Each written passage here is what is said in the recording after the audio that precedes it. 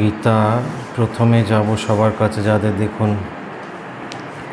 ইয়ম ব্রহ্মা বরুণেন্দ্র রুদ্র মারুত, এই হলুদ বই যাদের আছে, প্রথমে হচ্ছে গিয়ে 16 নম্বর পাতা সূচিপত্রের আগে। বাংলা বইয়ে আছে, যাদের হিন্দি বই তাদের হয়তো এই বইয়ে, বাংলা বই যাদের এটা আছে তাদের প্রথমের দিকে দেখুন গীতার ধ্যান যেগুলো থাকবে, গীতার ধ্যান প্রথমের দিকে আছে কি ইয়ম ব্রহ্মা বরুণেন্দ্র। হিন্দি বই আর নেই, হিন্দি বই ওখানে, হিন্দি বই বাংলায় 15 নম্বর পাতা, হিন্দিতে দেখুন প্রথমে গীতার ধ্যান দেওয়া আছে কি, গীতার ধ্যান হিন্দি বই ছিল না বোধহয়, লিখে নেবেন, যাদের দেয়া নেই লিখে নেবেন।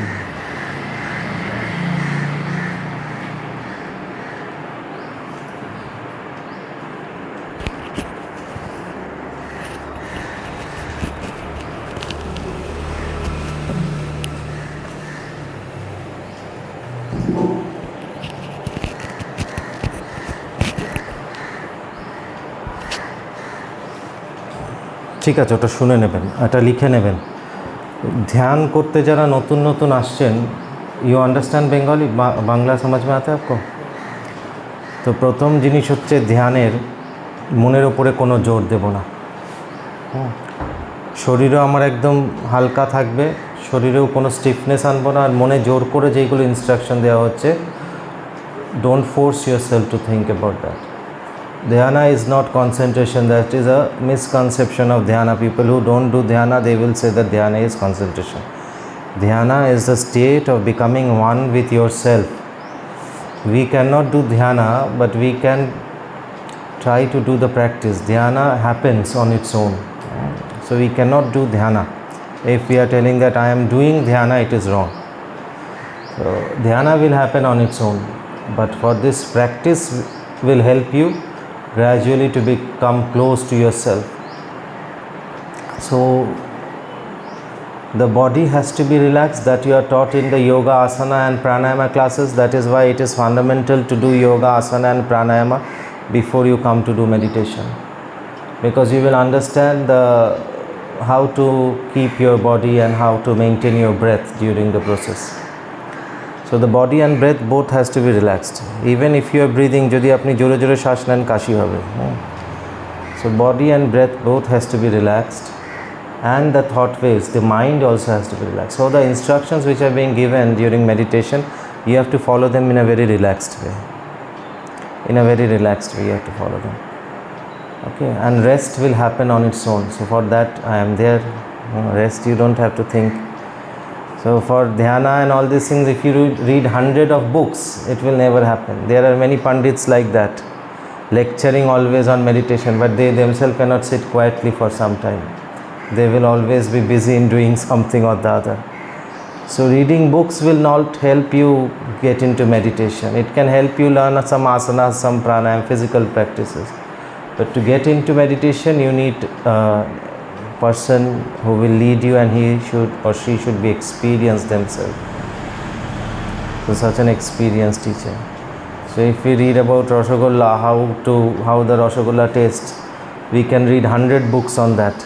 We can write a thesis on that. But once you taste it, you know it. So dhyana is also like that. Once you are into it, you know what it is, and you cannot explain it with words. It is beyond, it is called avang manas gochara, beyond the realm of the mind and your words. Okay, so it is beyond that realm. So what you experience, if anyone asks you what you experience in dhyana, what you experience in meditation, you will not be able to tell them exactly what it is. Whatever you say, you will say that this is something close to what I experience. I believe that this must be everyone's feeling if you are getting into dhyana meditation. So in meditation, first is that you have to keep your body, mind, everything relaxed. And for some time you have to forget what you are. So we have got a lot of badges that I am this, I am doctor, I am scientist, I am teacher, I am homemaker, I am a mother, I am a father, I am a daughter, sister, whatever you are. For this 1 hour you forget everything. Just be yourself. All these names and all this badge you have acquired after coming to this world. No? You were not born with this. You were not even born with the name. A name was given to you after some time. So we get so much attached to all these things that these keep coming in our mind when we are doing meditation. So this is a practice. More you do, more you be in the practice, gradually you will realize what it is. করলে তখন ভালো মনে হয় না। আজকে একাদশ অধ্যায়টা পাঠ করবো, তাই নিজের জীবনে সাধনাটাকে ছোট ছোট বিষয় নিয়ে আসতে হবে। আমি শুধু একটা সময় পড়ছি, তা বাকি বাইরের সময়গুলো আর আমি এটা কাজে লাগছে না, তাহলে সাধনা হচ্ছে না। প্রত্যেকটা জিনিস আমার দেখতে হবে যে সাধনা আমার আছে নাকি। এই যে যোগা ম্যাটের উপরে লেখা আজকাল একদম কিনবেন না, এগুলো সমস্ত আশ্রম থেকে শুরু করে সব জায়গায় আজকাল করছে। তাদের এই বিবেক বুদ্ধি উড়ে গেছে পয়সার জন্যে। ছোটোবেলা থেকে শেখানো হতো বিদ্যার উপরে পা রাখবেন না, শেখানো হতো কি না? বেসিক জিনিস আমাদের। তো সেটা আমরা এখন যোগা ম্যাটগুলোতে লেখা থাকলে আপনার তার উপরে পা দিয়ে দিয়ে রোজ যোগা করছেন। তার উপরে এখন সূর্যচন্দ্র দেবদেবীদের ছবি রেখে নিয়ে আসে, তাকে মাটিতে ফেলে তার উপরে উঠে দাঁড়িয়ে সবই করছে। এইগুলো থেকে বাঁচতে হবে, মানে পাপ কাটাতে এসে আরও 10টা পাপ করে যাবে। মানে কলিযুগ তো, এখানে খুব সাবধান। ভগবান এমনভাবে মানুষের মনকে বিভ্রান্ত করবে যে মানুষের কিছুতেই মুক্তি নেই। শ্রীমদ্ ভগবদ গীতা। यं ब्रह्मा वरुणेन्द्र रुद्र मरुतः स्तुन्वन्ति दिव्यैस्तवैर् वेदेशाङ्गपदक्रमोपनिषदैर् गायन्ति यं शाम्गाः ध्यानवस्थित तद्गतेन मनसा पश्यन्ति यं योगिनो यशान्तं न विदुः सुरासुरगणा देवाय तस्मै नमः, देवाय तस्मै नमः। একাদশ অধ্যায় আমরা পুরো পড়ব। যারা শুনবে, যারা পড়তে শিখেছে যারা, তারা একসাথে পড়বে, বাকিরা শুনতে পারে চোখ বন্ধ করে। ওম শ্রী পরমাত্মনে নমঃ। একাদশ অধ্যায় বিশ্বরূপ দর্শন যোগ। अर्जुन उवाच मदनुग्रहाय परमं गुह्यमाध्यात्मसंगितं यत्तयोक्तं वचस्तेन मोहोऽयं विगतो मम भवप्यायो हि भूतानं श्रुतो विस्तरशो मया तत्तः कमलपत्राक्ष महात्मामपि च वयम् एवं मेतज्जथा तु त्वम् आत्मानं परमेश्वर द्रष्टुम् इच्छामि ते रूपं ऐश्वरं पुरुषोत्तम मन्यसे यदि तच्छक्यं मया द्रष्टुमिति प्रभो योगेश्वर ततो मे तं दर्शयात्मानमव्ययम्। श्रीभगवानुवाच पश्य मे पार्थरूपाणि शतशोथसहस्रशः नानाविधानि दिव्यानि नानावर्णाकृतीनि च पश्यादित्यान् वशुन् रुद्रान् अश्विनो मरुतस्तथा बहुन्यादृष्टपूर्वाणि पश्याश्चर्याणि भारत इहैकस्थं जगत्कृष्णं पश्यद्यश्च चराचरं मम देहे गुडाकेश यच्चन्यद्द्रष्टुमिच्छसि न तु मां शक्यसे द्रष्टुम् अनेनैव स्वचक्षुषा दिव्यं ददामि ते चक्षुः पश्य मे योगमैश्वरं। सञ्जय उवाच एवम् उक्त्वा ततो राजन् महायोगेश्वरो हरिः दर्शयामास पार्थाय परमं रूपमैश्वरम् अनेकवक्त्रनयनम् अनेक अद्भुतदर्शनम् अनेकदिव्याभरणं दिव्यानेक उद्यत आयुधं दिव्यामाल्यम्बरधरं दिव्यगन्धानुलेपनं सर्वैश्वर्यमयं देवम् अनन्तं विश्वतोमुखं दिवि सूर्यसहस्रस्य भवेद्युगोपदुत्थिता यदि भासदृशी स्यात् भासस्तस्य महात्मनः तत्रैकस्थं जगत्कृष्णं प्रविभक्तम् अनेकधा अपश्य देवदेवस्य शरीरे पाण्डवस्तदा ततः स विषयाभीष्टो हृष्टरोमा धनञ्जय प्रणम्य शिरसा देवं कृताञ्जलिरभाषते। अर्जुन उवाच पश्यामि देवंस्तव देवदेहे सर्वांस्तथा भूतविशेषसङ्घान् ब्रह्माणमीशान् कमलासनस्थ मृषींश सर्वानुरागांश दिव्यान् अनेकबाहुदरवक्त्रनेत्रं पश्यामि तं सर्वतोऽनन्तरूपं नन्तं न मध्यं न पुनस्तवादिं पश्यामि विश्वेश्वर विश्वरूप किरीटिनं गदिनं चक्रिणं च तेजोराशिं सर्वतो दीप्तिमन्तं पश्यामि तं दुर्निरीक्षं समस्ता दीप्तानलर्कोद्युतिमप्रमेयं त्वमक्षरं परमं वेदितव्यं त्वमस्य विश्वेश्य परमं निधानं तमवय शाश्वतधर्मगुप्ता सनातनस्तं पुरुषो मतो मे अनादिमध्यन्तमनन्तवीर्यमनन्तबाहु शशिसूर्यनेत्र पश्यामि तं दीप्तहुताशवक्त्रं सतेजसविश्वमिदं तपन्तं द्याव्या पृथिव्योरिदमन्तरं हि व्याप्तं त्वयैकेन दिशाश्च सर्वः दृष्टाद्भुतं रूपमुग्रं तवेदं लोकत्रयप्रव्यथितं महात्मा अमीहि त्वां शूरसङ्घा विशन्ति केचिद्भीतः प्राञ्जलयो गृह्णन्ति स्वस्तीत्युक्ता महर्षिसिद्धसङ्घा स्तुवन्ति त्वां स्तुतिभिः पुष्कलाभिः रुद्रादित्य वशवो ये च साध्या विश्वासिनो मरुतश्चौष्मपाश्च गन्धर्वजक्ष शूरसिद्धसङ्घा विशन्ति तं विशितश्चैव सर्वे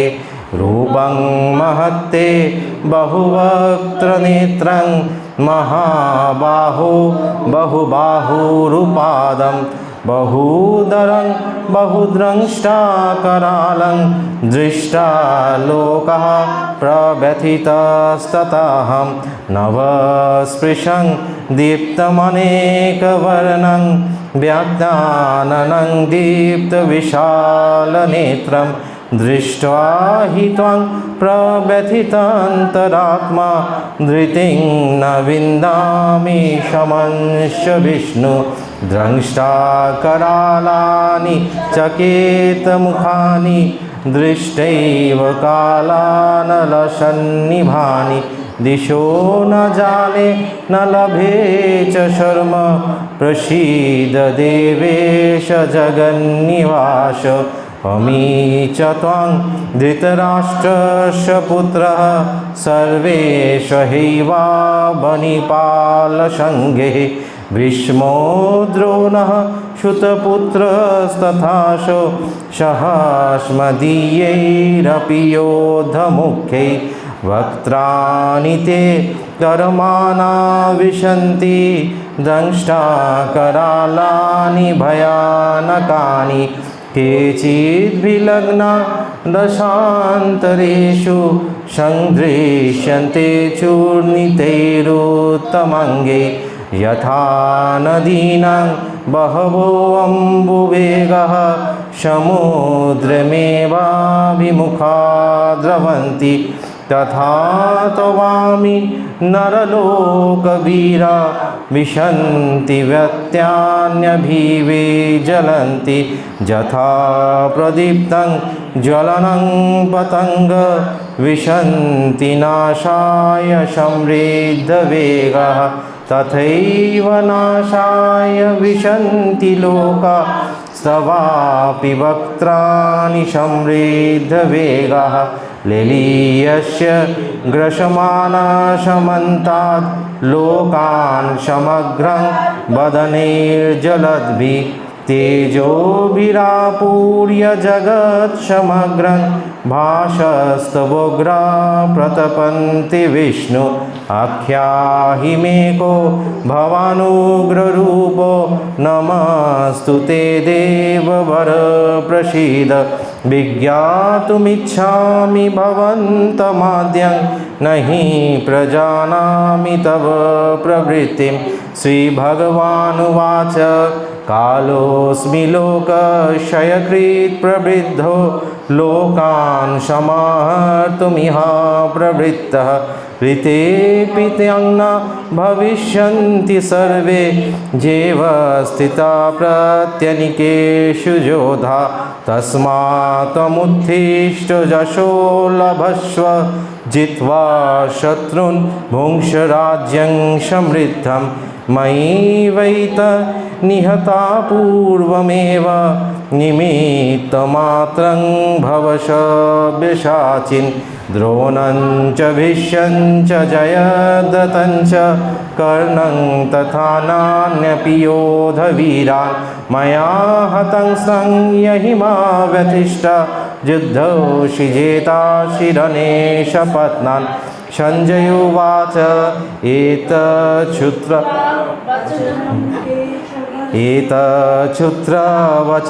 केशवस्य कृताञ्जलिर्वेपमानः किरीटी नमस्कृत्वा भूय एवाह कृष्णं सगद्गदं भीतः प्रणम्य अर्जुन उवाच स्थाने ऋषिकेश तव प्रकृत्या जगत्प्ररिष्यत्यनुरज्यते च रक्षांसि भीतानि दिशो द्रवन्ति सर्वे नमस्यन्ति च सिद्धसङ्गा कस्माच्च तेन नमिरन्महात्मन् गरीयसि ब्रह्मणोऽप्यधिकर्त्रे अनन्तदेवेश जगन्निवास तमक्षरं सदसत्तत्परं यत् त्वमादिदेवः पुरुषः पुराण त्वमस्य विश्वेश्व परमं निधानं वेत्तासि वेद्यं च परं च धाम त्वया ततं विश्वमनन्तरूपं वायुर्यमो अग्निर्वरुणो शशाङ्कः प्रजापतिस्तं प्रपितामहश्च नमो नमस्तेऽस्तु सहस्रकृत्वा पुनश्च भूयोऽपि नमो नमस्ते नमः पुरस्तादथ पृष्ठतस्ते नमस्तु ते सर्वतो एव सर्वे अनन्तवीर्यमिति विक्रमन्तं सर्वं समाप्नोषि ततोषि सर्वशकेति मत्वा प्रसवं यदुक्तं हे कृष्ण हे जादव हे शकेति अजानता महिमानं तवेदं मया प्रमादात् प्रणयेन वापि जच्छावहासातमसत्कृतोषि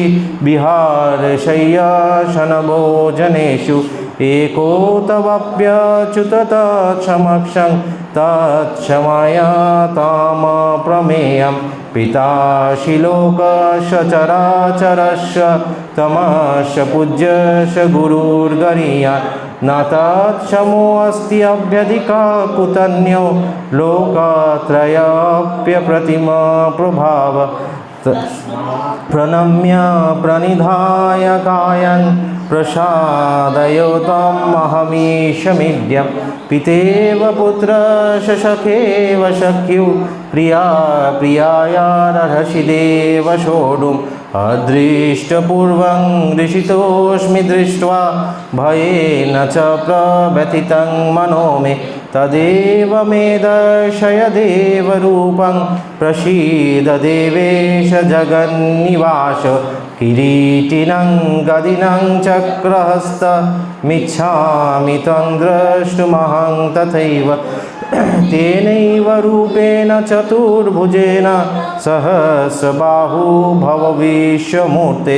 श्रीभगवानुवाच मया प्रसन्नेन तवार्जुनेदं रूपं परं दर्शितमात्मयोगात् तेजोमयं विश्वमनन्तमाद्यं जन्मे त्वदन्येन नादृष्टपूर्णं न वेदयज्ञध्यानेन दानेन न च क्रियाभिर्न तपोभिरुग्रे एवं रूपा शक्यहं नृलोके द्रष्टुं त्वदन्येन कुरु प्रवीर मा ते व्यथा मा च विमूढभावो दृष्ट्वा रूपं घोरमिद्रिं ममेदं व्यप्येतभिप्रीतमाना पुनस्तं तदेव मे रूपमिदं प्रपश्य। सञ्जयोवाच इत्यार्जुनं वासुदेवस्तथोक्त्वा स्वकं रूपं दर्शयामास भूयः आशासयामास च भीतमेनं भूत्वा पुनः सौम्य वपुर्महात्मा। अर्जुनवाच दृष्टेदं मानुषं रूपं तव सौम्यं जनार्दन इदानीमस्मि संवृत्तः सचेतः प्रकृतिं गतः। श्रीभगवानुवाच सुदुर्दर्शमिदं रूपं दृष्टवानसि जन्मम देवाप्यस्य रूपस्य नित्यं दर्शनकाङ्क्षिणः नाहं वेदैर्न तपसा न दानेन न चेज्जया शक्य एवं विधो द्रष्टुं दृष्टवानसि मां यथा भक्त्या त्वनन्यया शक्य अहमेवं विधोऽर्जुन ज्ञातुं द्रष्टुं च तत्तेन प्रविष्टुं च परन्तप मत्कर्म कृन्मत्परमो मद्भक्तः सङ्गवर्जितः निर्वैरः सर्वभूतेषु यशा मामेति पाण्डव। ॐ तत्सदिति श्रीमद्भगवद्गीतासु उपनिषत्सु ब्रह्मविद्यायां योगशास्त्रे श्रीकृष्णार्जुनसंवादे विश्वरूपदर्शनयोगो नाम एकादशोऽध्यायः।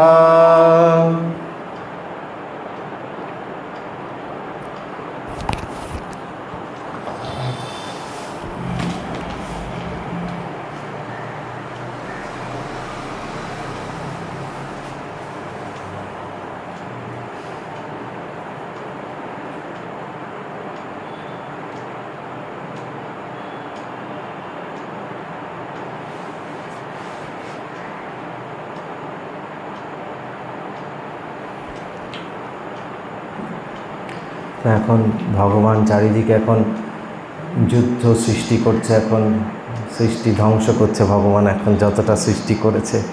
তো ভগবানই আমাদের ভেতরে থেকে সাত্ত্বিক কাজের প্রেরণা দেয়, রাজসিক কাজের প্রেরণা দেয়, সেই আমাদের তামসিক কাজের প্রেরণা দেয়। যার যেরকম স্বভাব, যার যেরকম বাসনা, সেই হিসেবে সেই সেটাকে তুলে নেয়, সেই সেটাকে করে। তো এখন ভগবান হচ্ছে কালোস্মি লোকশয়কৃত প্রবৃত্ত, এই যে মারপিট করছে যারা, তাদের বুদ্ধিতে ভগবান এখন ভগবানের ইচ্ছে হচ্ছে একটু অ্যাকশন দেখার, তাদের ভগবান তাদের বুদ্ধিতে সেইভাবে প্রেরণা দিয়েছে, মারপিট করছে। আমাদের এখানে একজন আসতো, আপনারা চেনেন, সুরজিৎ দত্ত।